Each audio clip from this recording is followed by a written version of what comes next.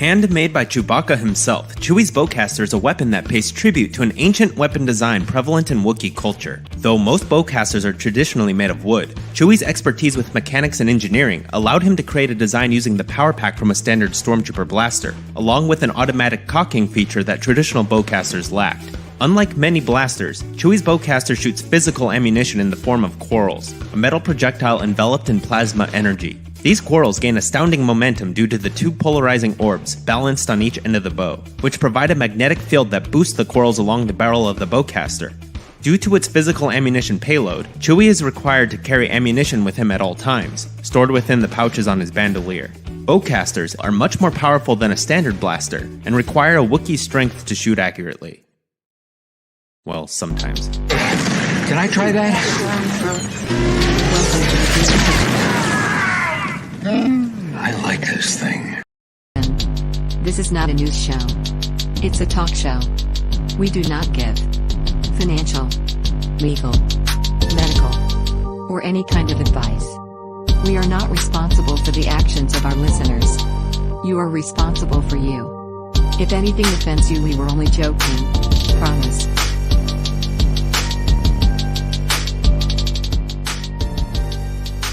Welcome to the Doom Kitchen, or I'm back in the kitchenette. I'm here today with an old friend of mine, Nick Reachable, and we were both triggered by that scene in Star Wars. And that was the moment that you knew for sure that they hate you and they don't care about Star Wars. What do you think? Yeah, that was a bad moment.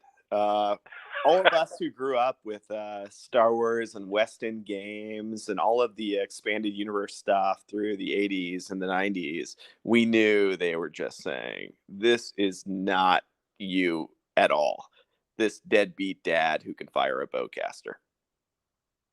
It was rotten just because you're sitting there in the theater and you're surrounded by a whole bunch of people that they're not Star Wars people, or at least not the Star Wars people that we knew, and they're all, normies, and we're filled with this place, and they don't even know. They don't know that the freaking bowcaster is something only a Wookiee could use. They didn't care. They didn't have the toys. They didn't grow up with the lore. But hey, next year it's going to be Esther Nanny Jones, right? And they're gonna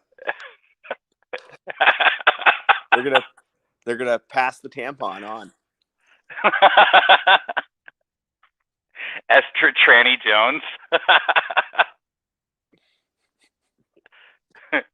Yeah, yeah, she will have to save the world from TERFs.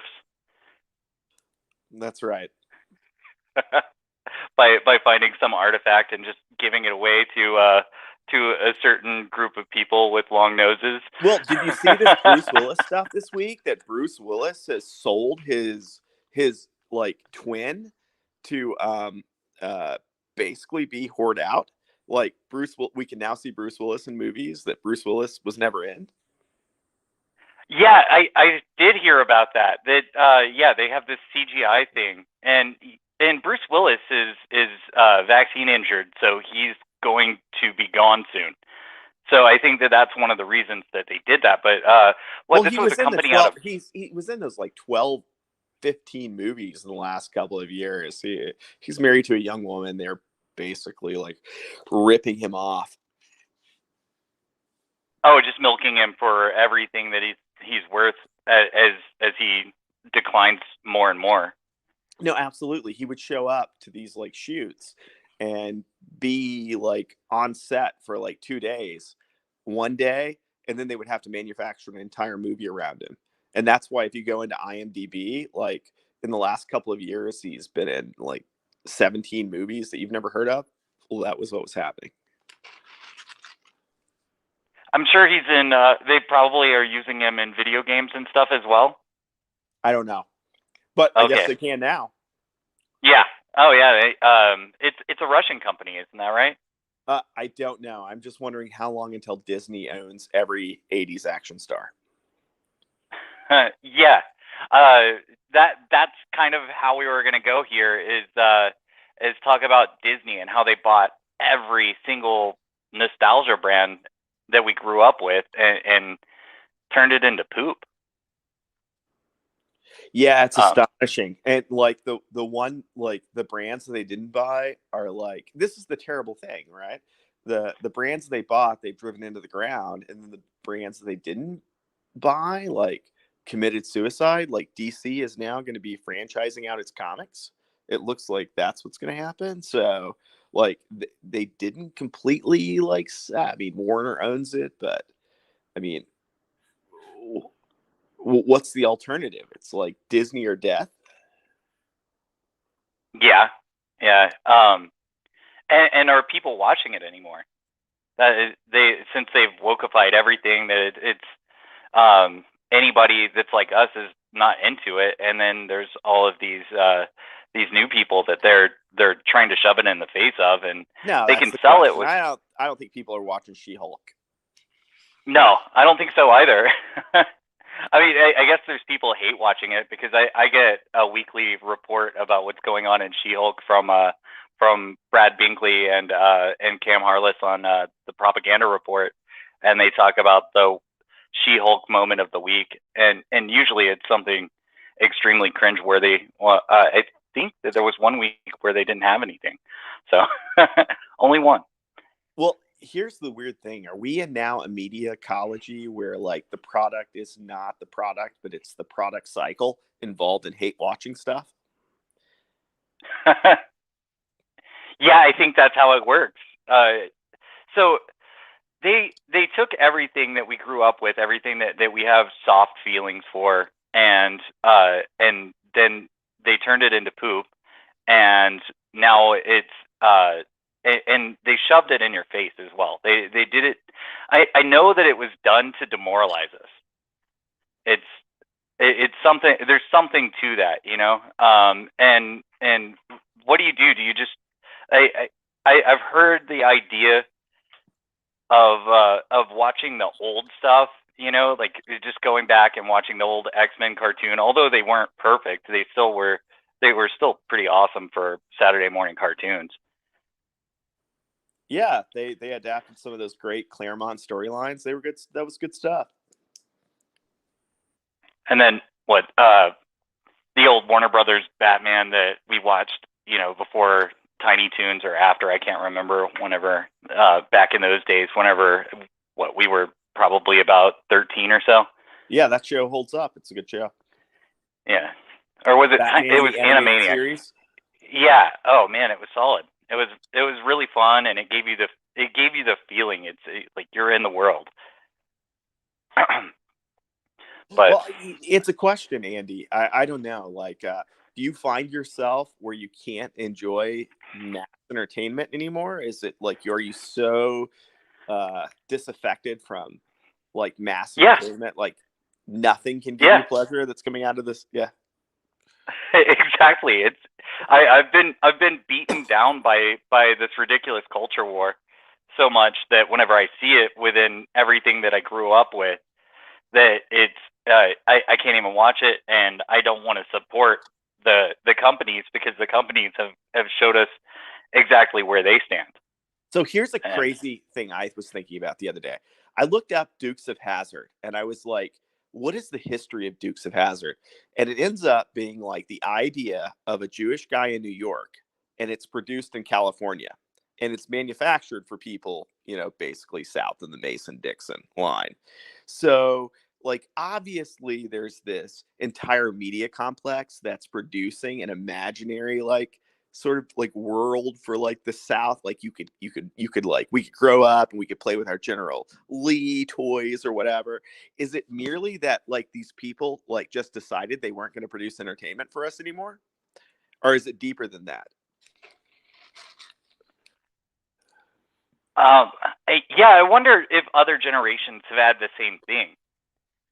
I'm sure that whenever I want to say it was about 2000 when they started rehashing all of the stuff that was 70s nostalgia, and I mean, like the Bunch remake, and I saw that abomination, and it had all of the really obnoxious stuff about that time, and it ended with a stepbrother stepsister romance, which was really gross. So they do the things, they try to take everything that was a wholesome show, or I guess semi wholesome. I'm sure it wasn't wholesome at its time, because I think probably the most taboo thing about that show was that it was a divorced family at the time. But by the time we got to the early 2000s, when they released that piece of poo, we get even more taboo things, and that's that's kind of extreme. Greg and Marcia hooking up.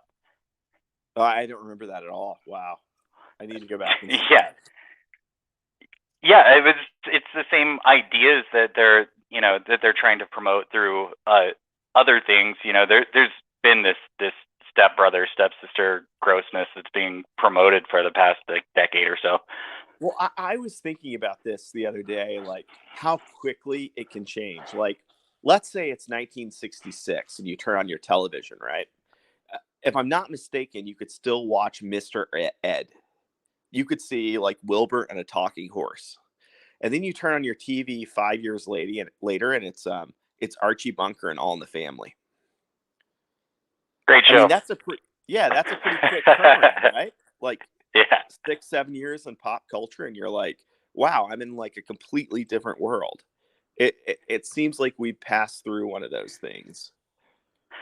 So you've been rewatching episodes of All in the Family, and how would that go today, and it go over in today's society?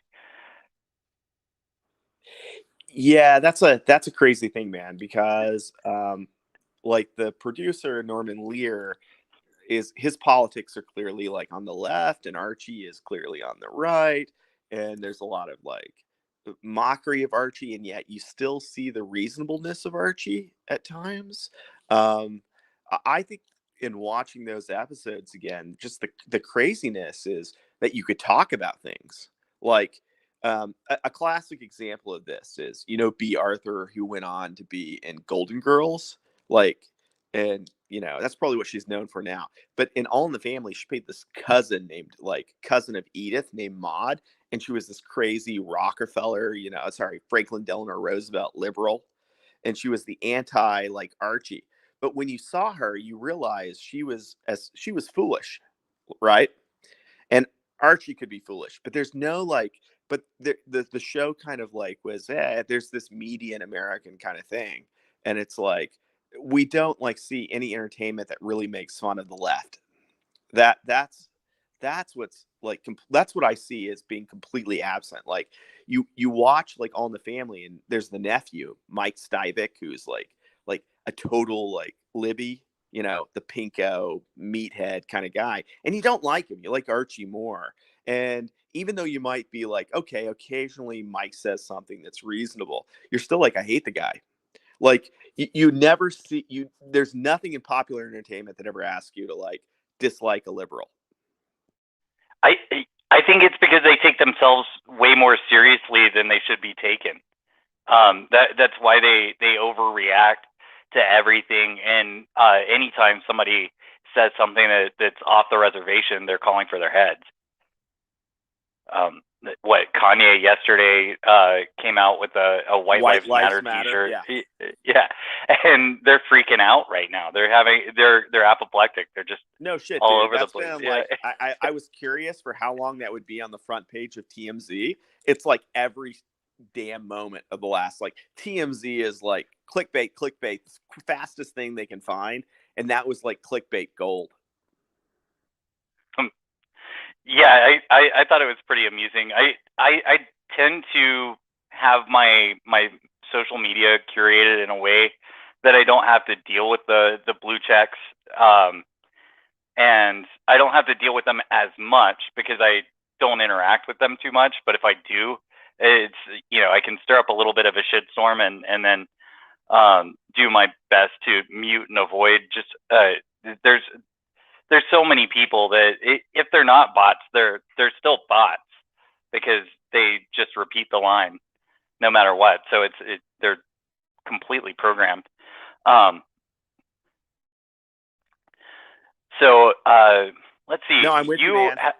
Yeah, you've been. Sorry, I was just thinking about this the other day. Like, I was thinking about reading a bunch of like Philip K. Dick novels again because like his big theme is people become like androids. Like like the android isn't human, but like what happens when humans become not human, and then where does the line exist between like being a simulacrum of a human being and it certainly seems like social media has exacerbated that.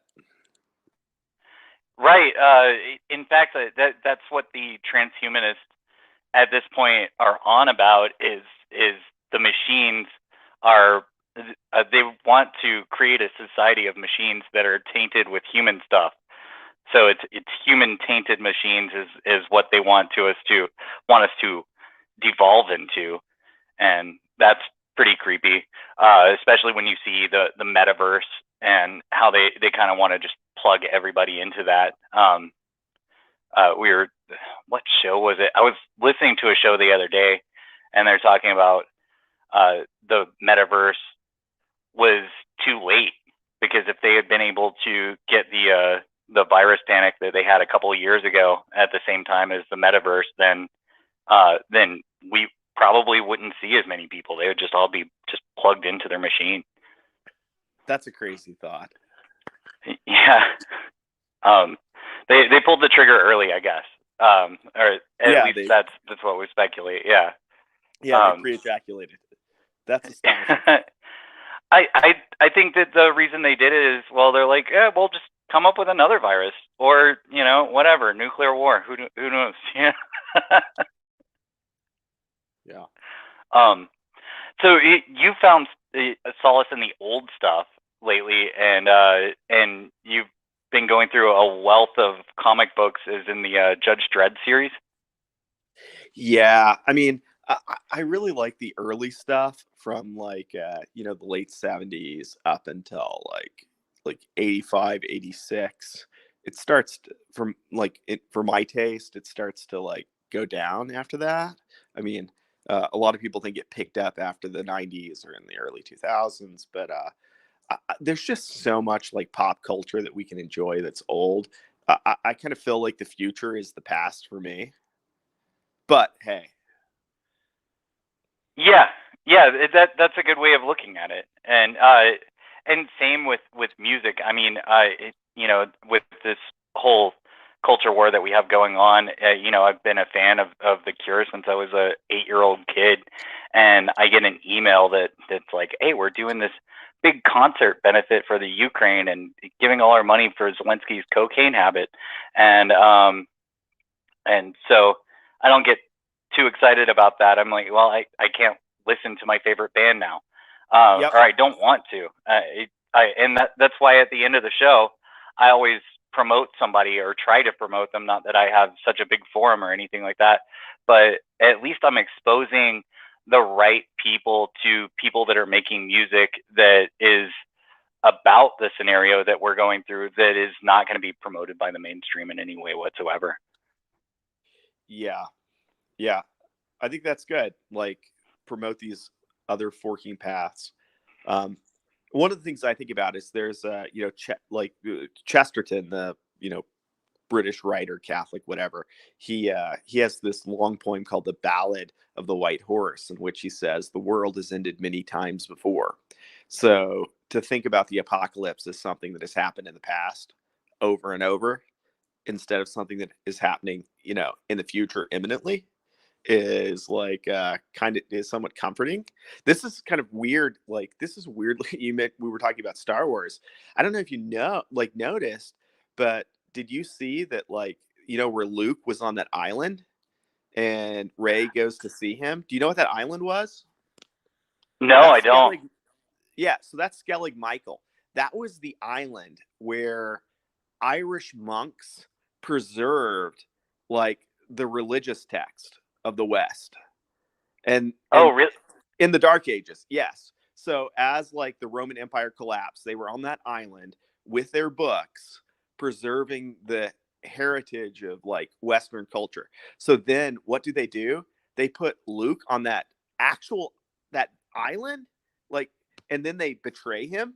I mean, it's this like but just the juxtaposition of like Mark Hamill, like ashes in his mouth, having to betray his great character, and he's on Skellig Michael, one of the most iconic like places in Western history. Madness.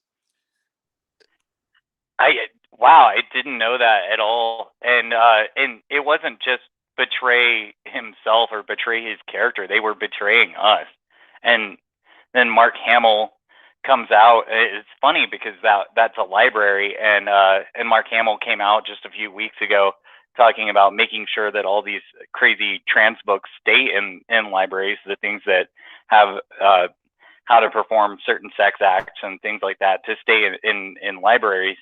And he was mad about people trying to get rid of that stuff. So that's weird that it relates to the whole library thing.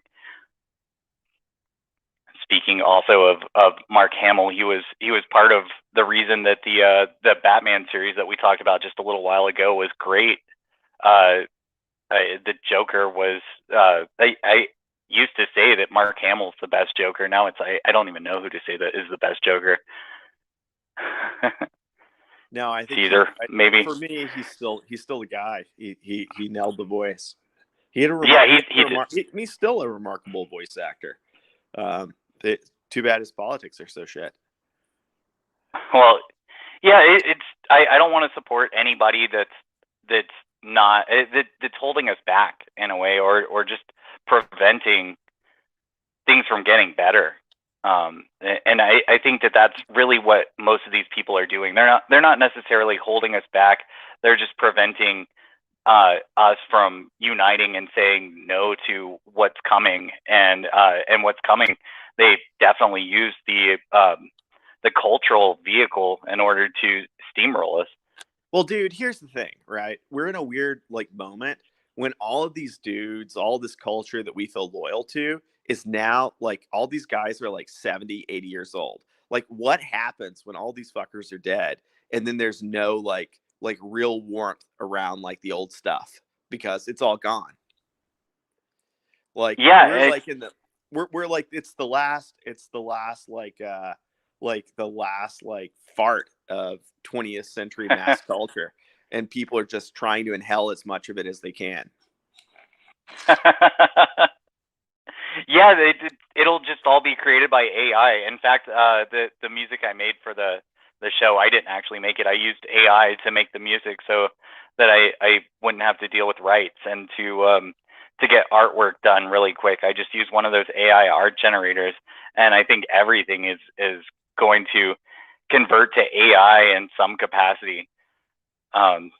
It is what is being pushed at, because we're in a kind of industrial revolution at the moment. We've got robot slavery as far as the artificial intelligence. I'll never humanize those things. I think that is one of the dirtiest things that people could possibly do is to try to attribute humanity to these things that are not real and not really creative.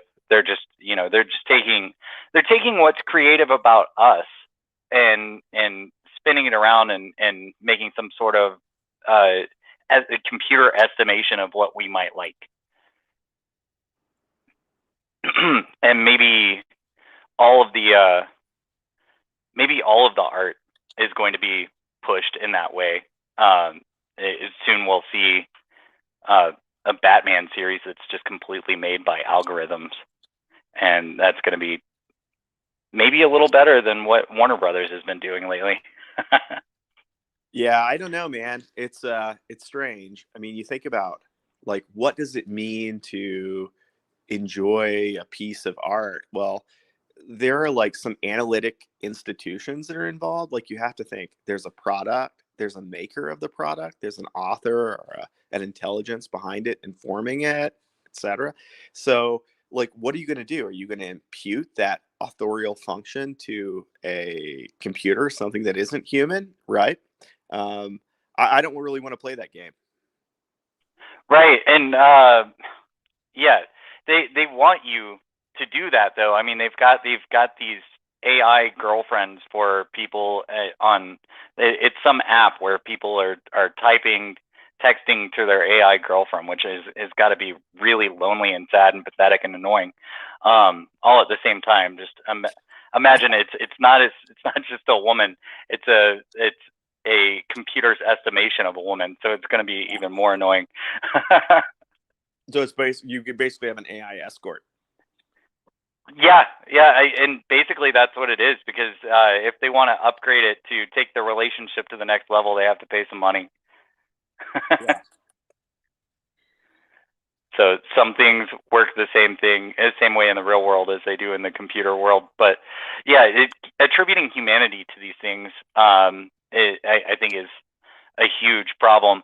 But I'm going to go back to all of the things that they've destroyed, and I know that the most egregious one recently has been Lord of the Rings. Have you even watched any of it? So I have to admit, I've just hate watched it, like, vicariously, like clips and so forth. I have a real problem with it. My fundamental problem with it is that Amazon can only adapt the appendices from Return of the King. So anything that is official Legendarium stuff from like the History of the Middle Earth or the Silmarillion, that can't be adapted. So you have a TV show that, in order to basically evade copyright infringement, has to violate the author's vision of what he was trying to do. So from that point of view, I'm out. Even, more than like it's just like it doesn't get Tolkien. But yeah, I wouldn't be down. I'm just not down with it, man. It looked really bad in the advertisement, and I laughed about it. And then someone even asked me, "Are you going to watch that?" No.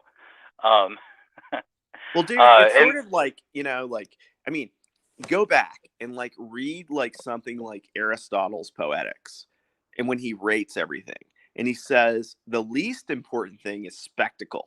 You need a ton of stuff in order to buy people's affection and, intelligence and so forth before you try to bring out the spectacle. But it seems like it's just spectacle.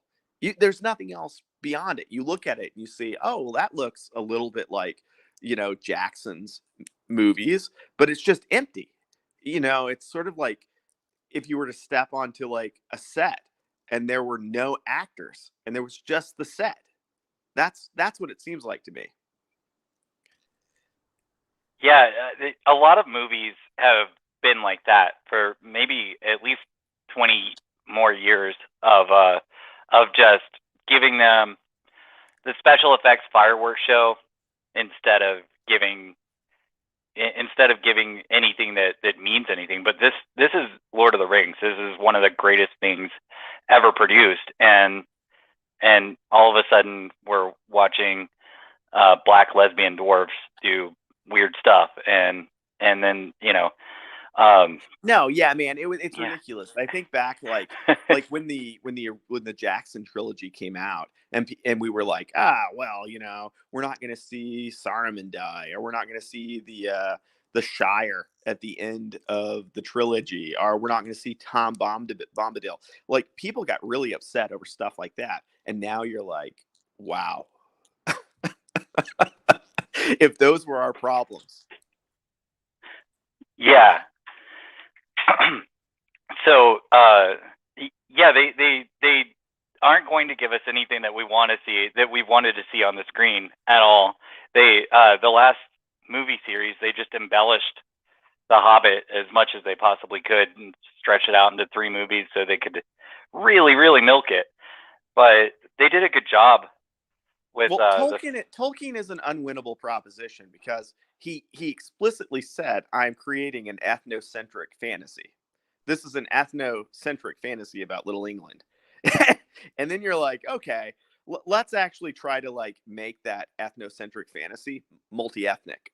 I mean, that's the dilemma. It's like, people love this property, but the people who are in charge of it seem to think, well, they don't know why they like it. Yeah. Well, because it's a classic. It really tells what we're into, and fantasy in general, as far as it's never been like that. In fact, like I'm hearing that people's D&D campaigns now they're trying to woke police those. Yeah, I know. And now we've got like this new D&D edition coming out, or this anti-edition D&D 1. Do you know anything about it? No, I don't. Tell me about it.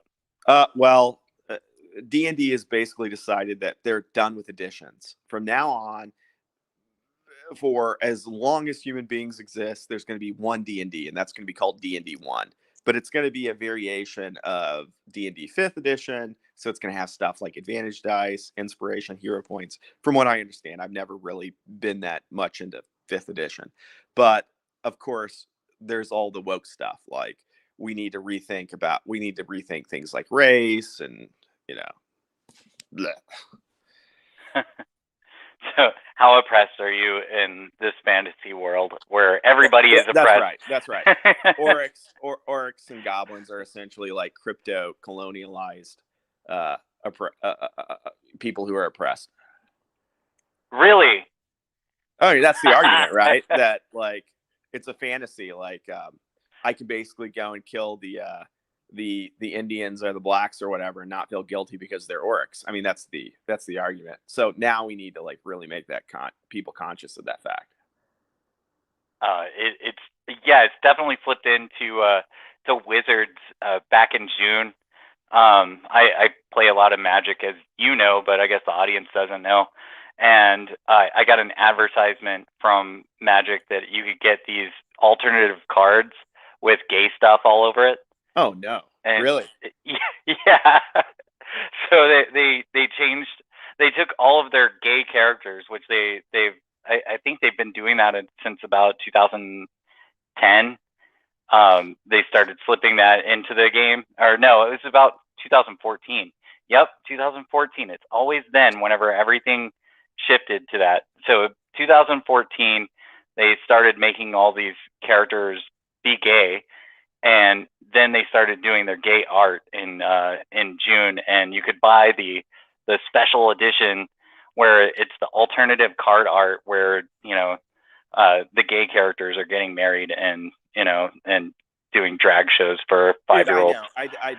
Well, the difference for us, I mean, I hate to say it, but like when we were kids and we would look at like D&D stuff, you'd see like a halfling and you'd be like, yeah, that thing looks pretty faggoty, but it wasn't an outright faggot. And now you're like, that is just. The thing is, we made halflings cool, and that, the whole thing, the Lord of the Rings, like the whole Sam Frodo thing in the movies had that gay undertone, and it didn't matter, and it wasn't pushed in a gross way.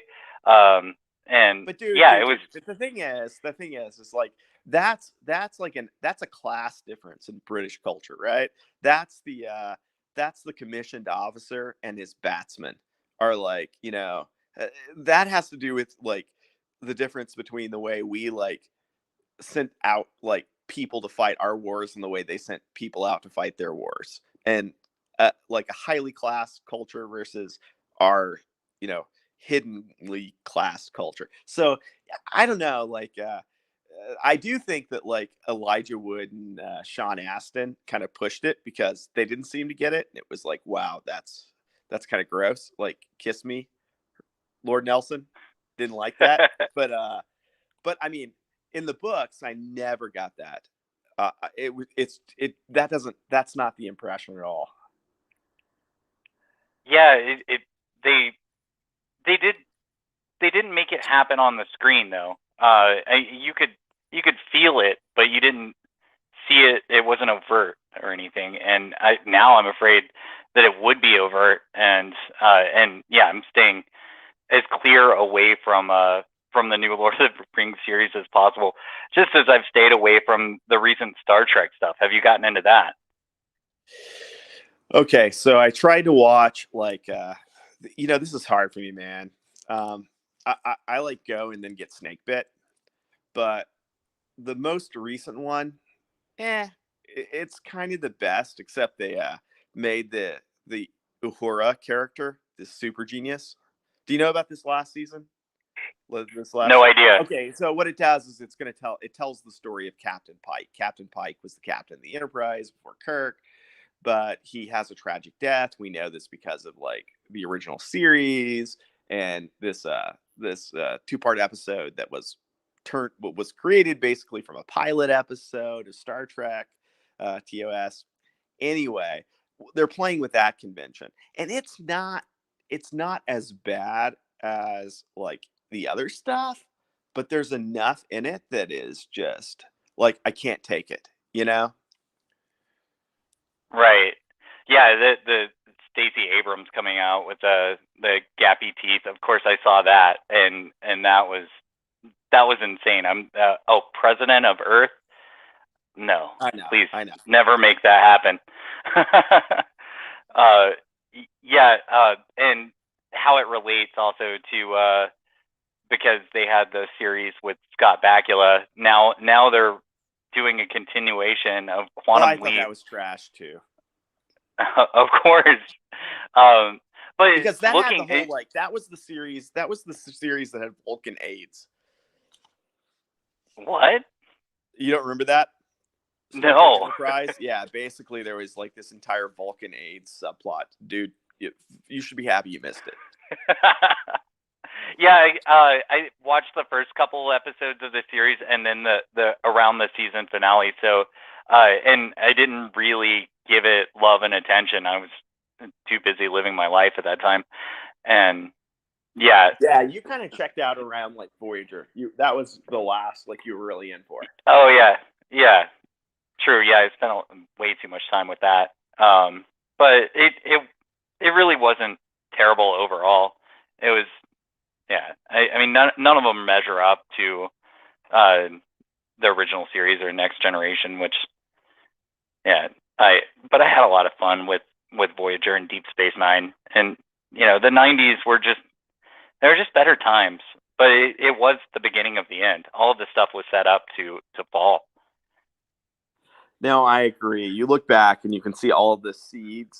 So, like going back and you watch like Voyager or I think Deep Space Nine is the superior series, but you can see all the things that annoy you like intensely about current entertainment in miniature in those programs, which is one reason why it's like much more enjoyable to go back and watch the TOS stuff.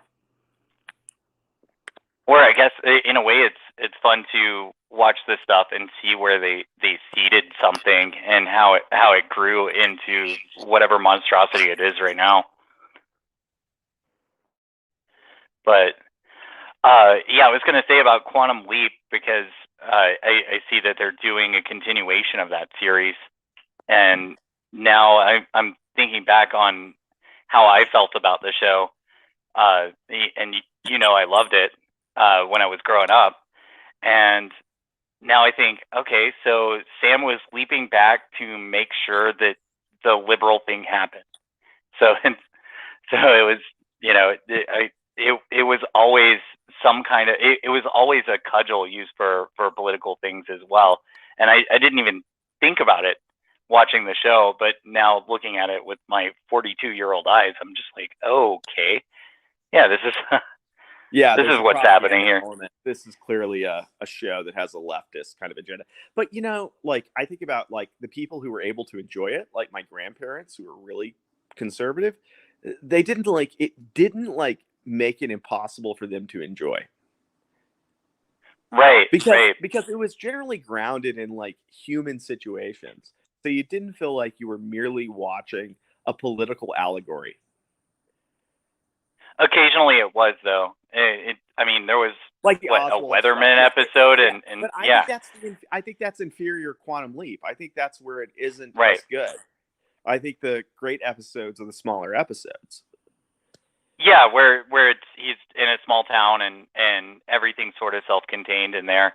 I mean, all of the shows that I've spent so much time with, that it's given me an emotional investment to it, and feeling the feelings of all these characters and everything like that while I was growing up meant something. And now I don't think I could ever give myself to a show that way, just because everything that I've grown up with betrayed me. And we're looking at a lot of stuff that existed and never asked for any emotional commitment. And that kind of stuff is where it's at, really. Yeah. You know, where. No, I think I'm pretty much with you. I don't really want. I have a hard time investing in entertainment in the same way, but I wonder if that's just a part of like getting older and becoming more mature. In addition to like being like irritated with the way politics is going in the culture. Yeah. So back to Star Wars, looping all the way back around. It seemed like that they were going to do right by us with the Mandalorian series, and a couple of other sparkles, I guess, with the other stuff that they came out.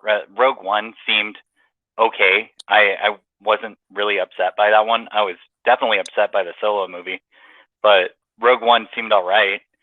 And you always think that everything's going to be okay, and then they turn around and they get you with something else. Have you seen have you watched any of the Obi-Wan stuff? I did. It was trash. Really? What happened? Tell me. Or just no spoilers, I guess, in case somebody doesn't want spoilers out there. Well, the short version is it really should have been like a movie. It should have been about an hour and a half long. So it was dragged out. It was clearly written that way. It shouldn't have had the Leia focus that it had. It should have been focused around Luke. There were a bunch of problems like that. There are continuity issues around like Anakin. It's just like, when last we met, you were, okay, how many fucking times we're going to meet after like, the final showdown. A lot of stuff like that. But, the big problem is Disney blew it with Star Wars. It devalued its brand. And then they come out and they have no, my understanding is they have no like Star Wars movies coming out in the next year or two. So it's all television. It's like they're just hoping that like they're going to take like a She-Hulk strategy around this stuff. And then like there's this new show, Andor, and it's weird like to be irritated by this. But like there's a guy in the Andor show, as good as the show might be, he says shit. I mean, really, do I want people saying shit in Star Wars? Yeah, I don't think that really suits the world whatsoever. And even if we were playing the Westing game back in the late '90s, when we hung out all the time, if we were playing a game and one of our characters said shit to somebody, the rest of the table would have just rioted. Yeah, you would say, no, that's not Star Wars. We don't do that. Well, this is the problem. This is the way Disney thinks. Well, maybe we've watered down the brand so much. We need to give it a little bit of an edge. Let's have somebody say shit. It's like, you don't even know what you own, Disney. And what's really edgy about shit anyway? It's it's legal to say on regular television right now, and the funny thing is the edgiest stuff that you can do is be against whatever they're trying to promote and stuff down your face at this point. And Disney's such a huge part of it, Andy, right? That's the mysterious thing. Like, why do it? It seems like you have this brand, you almost ruined this brand, and then in order not to and try to save the brand, you want to turn it into something even further from what the brand is. I just wonder what halfwits are like in charge of this stuff. Well, I know they don't. Kennedy and all those. Yeah, but I know who's in charge of it. But it's madness. Well, I mean, Disney's long been a rape farm, and now they get to do it to franchises as well. Well, you know So what's going to happen. Here's the next thing I think. I think what we're going to do is like, how long until Disney gets Harry Potter and turns it into like a multi-season show on Disney Plus? Like, let's have a season of like Harry Potter every year. It seems like utterly predictable the way our culture is going to go. right. Yeah, they're going to get a hold of everything. Is Terminator? Do you know about this? That Terminator was floating up in the air and no one had it for a little while. Did somebody? I'm sure somebody picked it up. I didn't know about that. I knew like there was some Predator stuff. I don't remember the controversy around that, but that's interesting. Terminator. Yeah, this was a couple of years ago. I didn't follow up on it to see who bought it, but I think it was somebody that was kind of independent, and I haven't seen them do anything with it. So that tells me that there's definitely not Disney money put to it. But Well, there's another damaged brand. I mean, yeah, like for people of our generation, Terminator 2, I mean, for as many people who love Terminator 1, Terminator 2 for us growing up, man, that came out at the perfect damn age. And our minds were blown. And it's yeah, like, that was you the could have, movie. like, yeah. That was the movie that I mean, it was everything at that time. Man, one of my friends is way into Terminator, and we just make Terminator references at each other all the time. No, yeah, man. And now it's just like somebody says we're going to do something with a new Terminator movie. You're like, yeah, I don't get what teenage kid and like bitch I'm not interested are you going to put in this movie? Well, that's the thing is following Terminator 2. There's never been anything as good, and one wasn't better. It's just nothing could be as good as Terminator 2 as far as that series goes, and maybe it should have stopped there. James Cameron, do you see James Cameron? He's banking on Avatar 2. Oh no, yeah. Well, it's kind of perfect for the metaverse age that we're about to head into. That's right. Let's bring on the diversity Smurfs. Yeah, we're colonizing Smurfs, and yeah. Well, hail to the colonizers, and yeah. The reason I picked the song that I'm playing here at the end is because they sampled the Mando theme, and I think the theme is awesome. Actually, I really liked the first couple of seasons of Mandalorian, and then their politics from the show spilled out into the real world, and they fired one of their main characters because she dared have an opinion off of the Disney reservation. Yeah, it's where they lost me, and so I don't want to give them anything else, and I'll just talk about it and say that it's garbage, and we'll spend almost an hour here trashing everything that they've come up with, or not come up with, because they, as I always talk to Mud about this, is that they don't make anything new. They just take old things and turn them into garbage. So that's what they've done. And if producing garbage is what they're about, then we're gonna make fun of it and right and and be sad about it. But I'm not really that sad. I think that whenever art really comes back, it won't be in the same form as it used to be. When we start seeing people making things, it's going to be something real, something human, and we'll really get the human feel out of it. Well, I think you're right. I think that's what people crave. Yeah, we've been starved of it for ages, and it's kind of weird because it came from a format that's really fascinated us. As far as science fiction, we were super fascinated by science fiction, and now that science fiction has become science fact, we want to go back even further to where we're looking at what makes us us. Well, I think that one of my favorite arguments about science fiction is that, I mean, here, like, science fiction was really healthy from about 1930 to 1970. That was where you had like the great science fiction writers, and it was all about like trying to make your peace with the technology that was coming. Like, I can understand it, I can live with it, it's going to be okay. And somehow people just capitulated, and when people capitulated, they didn't give a shit about science fiction. Science fiction becomes like science fantasy. People, and I think like I think one of the things that's interesting is it's a weird thing. Like science fiction looks forward to the future, whereas fantasy looks generally to like the past. And if you look at places where science fiction is booming, it's China. China has great science fiction writers. Well, China believes it has a future. We have shit science fiction writers. We don't believe we have a future. Seems Yeah, like we're an empire on the decline. Yeah, they're an empire that's growing. They're an empire that's building, and we're declining. And so they have, yeah, that's interesting. But a lot of a lot of the science fiction was dystopic, and we also live in a dystopia now. So it's all there. Anyway, Dr. Creep, Gods of War, from his album Resident 2030, utilizes the Mando theme. Yeah, it's awesome. I highly recommend this album. So, get into your search engine of choice. Hopefully not the one that starts with G, and find Dr. Creep, Gods of War.